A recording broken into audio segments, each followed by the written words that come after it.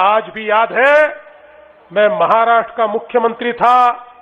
2015 में तेलंगाना के मुख्यमंत्री चंद्रशेखर राव साहब मेरे पास आए और उन्होंने मुझे निवेदन किया कि हमको गोदावरी का पानी दीजिए, गोदावरी का पानी मिलेगा तो हमारा तेलंगाना सुजलाम सुफलाम होगा।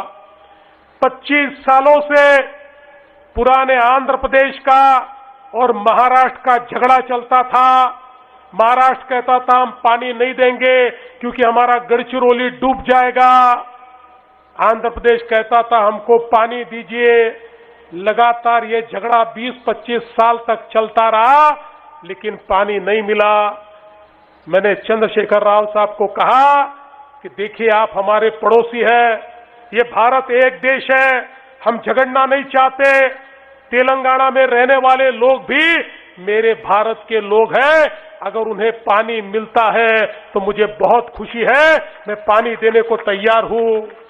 मैंने उनको समझाया कि आप थोड़ी सी हाइट अगर कम करेंगे तो आपको पानी भी मिलेगा, आपका पूरा तेलंगाना सुजलाम सुफलाम भी होगा और मेरा गढ़चिरौली भी डूबने से बचेगा।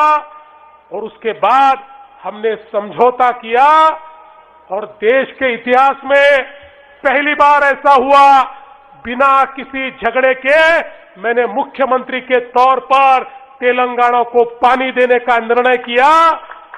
आज यो तेलंगाना में इरिगेशन आप लोग देख रहे हैं, तेलंगाना के कोने कोने में पानी पहुंचा है, वो केवल हमारे कारण पहुंच पाया क्योंकि हमने उस समय ये कहा ये भारत देश एक है।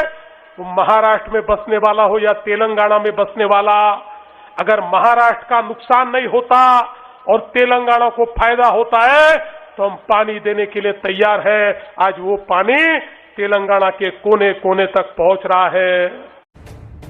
एएचएन न्यूज के यूट्यूब चैनल को सब्सक्राइब करें और बेल आइकन को दबाना ना भूलें ताकि आपको हर नई आने वाली वीडियो का नोटिफिकेशन बर वक्त मिल सके।